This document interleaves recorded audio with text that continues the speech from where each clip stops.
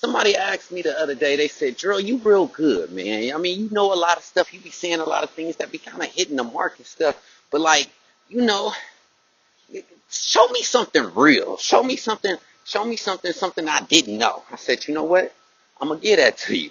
Let me start off by saying, let's start with The Wizard of Oz.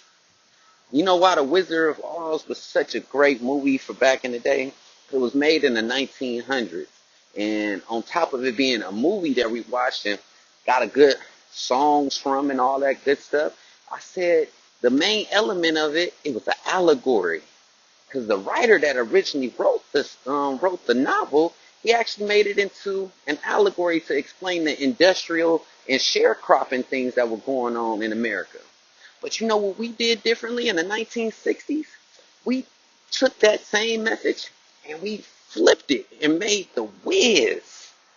Now let me tell you what was so important about the Wiz that most people didn't even really see. Or it was painted in the picture, but most people didn't capture what was actually said. See, Dorothy, Dorothy is how we all enter into the world. Naive, kind of not knowing the different things. We kind of have a lot of wants. We want to leave Kansas. We want to be somewhere else, right? So this whole thing, once you get swept away by your emotions or your thoughts, right?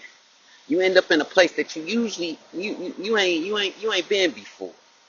And when you get to this place, it's a narrow path. They call it the yellow brick road. But it's a narrow path. And they say the narrow path is always the best path because at the end of the day, you focus on you and your steps. Now, as you go along in this story, you'll realize that she met a scarecrow. So the scarecrow that Dorothy met, this guy, he didn't even have a brain. He knew he had the thought and the mental whereabouts to get down from off of the place that he was at, but he just didn't do it. He didn't have a mental capacity. Somebody had to tell him what he could do so he could do it. Oh, let's travel back down this road, right? Right. So as we travel down this road, we read another character. They call this character, what they say, Tin Man. They meet the Tin Man. Oh man, Tin Man is so dope because at the end of the day, the Tin Man represents how we see a lot of people in this world. Hey, a lot of people got a hard exterior. Oh man, they got a hard exterior. They look like so impenetrable. But as you get close to them, you realize, oh my gosh, you don't even have a heart. Oh man, you really not as strong as you look. It's really just the perception. Oh man, you know what? Let's travel back down the road. Let's travel back down the road. So we go back down the road and we meet a lion. Oh man, the perception of a lion is, oh my gosh, they roar, they're scary, they're vicious, they're animals, they're all of these different things. You know what the one thing that the lion didn't have? The lion didn't have courage. I said, so the same people that we meet in life that come off all these different ways, it's really just the Tin Man, the Scarecrow, and the Lion. I say now these personalities traits that we pick up along the way of traveling down the yellow brick road is really us walking in our steps because everybody wants to be in your shoes. Like just like in the Wizard of Oz, I want those shoes that you in. It ain't about